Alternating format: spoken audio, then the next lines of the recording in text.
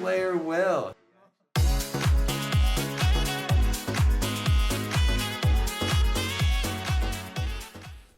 Welcome back, Visions fans. Ready Player Will here. Today we're going to talk about the newly introduced, or I guess it's not new anymore. It came out with Hell of the Black Rose. The introduced mechanic of the AOE reduction, the larger the AOE size. I think JB79 and I have gotten in the habit of calling it AOE wide resistance, because AOE wide is obviously way simpler to say. There's a lot of numbers here at the moment. Don't worry about the numbers, but just recapping for those of you that need that refresher.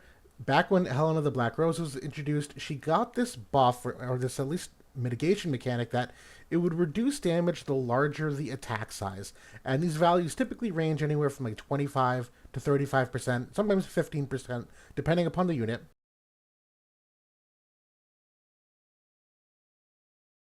And we knew implicitly that, like, sure, the bigger the AoE, the less damage it does. And JB did do some rough calcs when this came out, but I figured today, let me actually sit down and really quantify it to try to get to the bottom of how all these different AoE shapes end up getting mitigated in this wider the AoE, because that's obviously very vague. And I'm going to jump ahead aside. There's tons of AoE types. So how are each one of these classified? And so did some research here, and the test was really simple. And this is just the numbers of the test that I did. I did two different scenarios. I did one with the new Dario unit, who has a buff for 35% the larger the AoE. And then I did one with Veritas of the Wind, who has a buff for 25% AoE wide. I guess I'll get used to calling it that. And then I essentially I took a bunch of units into here. So I took Jum, Volk, Oldoa, Vega, characters that had a bunch of different varieties of shapes of AoEs. I did a pre-damage estimate on them before attacking.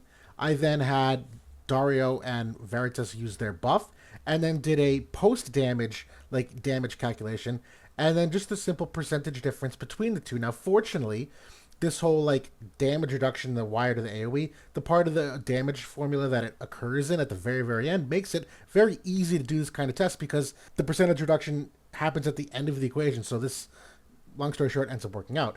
And so I'm going to very high level walk you through some of the results, and it's going to make a lot more sense in just a second. Bear with me here, guys. But if we're looking at this top chart section, the Dario AoE wide, it should be 35% total mitigation. And the largest AoE in the game that currently exists, that I believe this scales off of, is the diamond shape attack. And that's 13 total tiles. I'm going to use that word tile here for a little while. And what we concluded was that the AoE size is based upon how many tiles the AoE is, not physically how wide it is, not how diagonally wide it is, not the surface area. It's the physical number of tiles that the damage is that determines the size of the AoE. And so for a diamond, that is the full 13 tiles.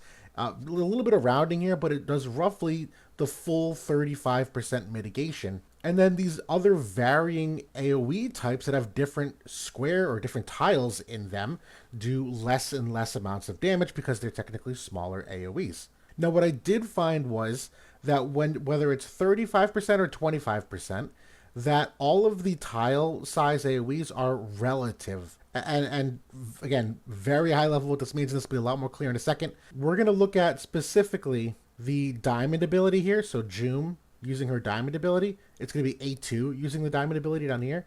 And we're going to compare that to Jum's Crosswither ability here. So at a 35% mitigation buff, the diamond will be reduced by 35%. And this cross shape ability only is reduced by 10%. Now that 10%, this is going to bite me in the butt because of the rounding that's going on here.